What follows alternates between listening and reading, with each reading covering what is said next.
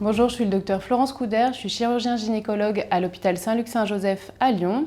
Dans le cadre de la web-série du réseau Andorra, nous allons vous présenter une vidéo concernant le déroulement de la consultation spécialisée en endométriose.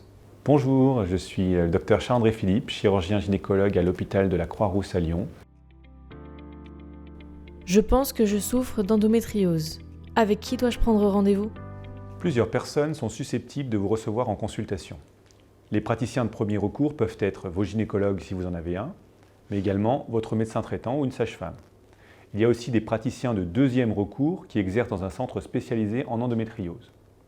Le réseau Andorra regroupe l'ensemble des praticiens de premier et de deuxième recours qui se sont signalés pour vous accompagner dans le cadre de votre endométriose.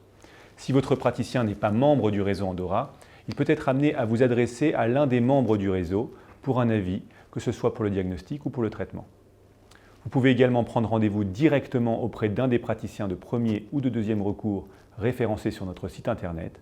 Dans le cadre d'une pathologie stabilisée, vous serez peut-être réadressé auprès de votre praticien habituel pour poursuivre votre prise en charge.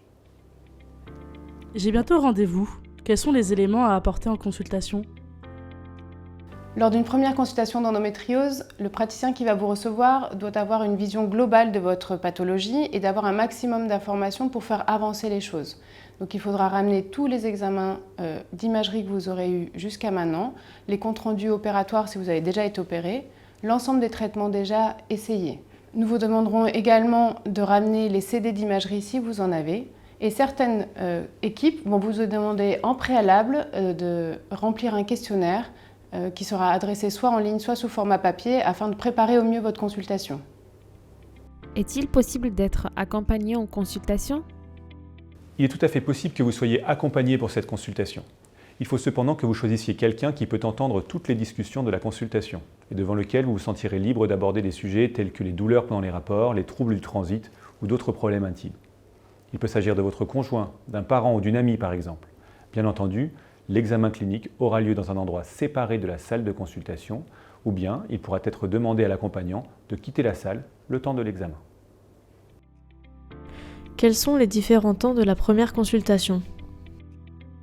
La première consultation spécialisée en endométriose est souvent un temps important pour la patiente comme pour le médecin. Pour vous, la patiente, c'est l'occasion d'être entendue par quelqu'un qui vous comprend.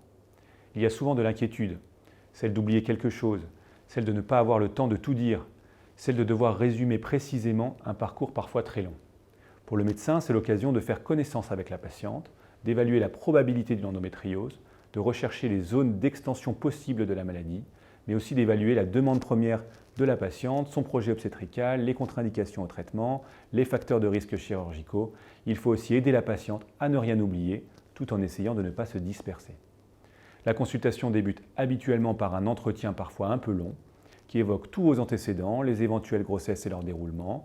On évoquera ensuite avec vous les symptômes évocateurs d'une endométriose, en insistant sur les symptômes douloureux.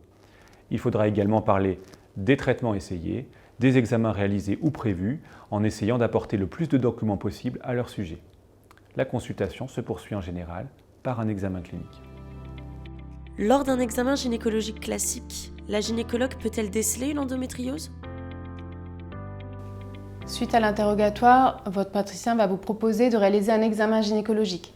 Cet examen gynécologique, il est important pour ce praticien parce que parfois il permet de dépister des lésions non vues par les examens d'imagerie et également il permet de préparer une éventuelle chirurgie.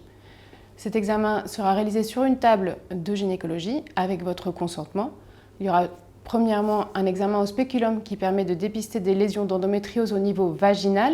Et ensuite, il y aura un toucher vaginal qui permet de dépister des lésions d'endométriose profonde. Dans certains cas, notamment en cas de suspicion d'atteinte du rectum, un toucher rectal peut être proposé pour tenter de mieux caractériser la lésion. Y a-t-il un moment du cycle plus adapté à la consultation? Il est vraiment simple d'organiser un rendez-vous à un moment bien précis. Une consultation spécialisée en endométriose peut donc avoir lieu à tout moment du cycle. Il n'est bien entendu pas nécessaire d'interrompre un éventuel traitement pour venir en consultation. Certaines lésions atypiques sont parfois plus discrètes, donc du coup plus parlantes au moment des règles. Donc on peut être amené à vous reproposer un autre rendez-vous à ce moment-là. Dans tous les cas, il n'y a pas lieu d'annuler la consultation si vous avez vos règles.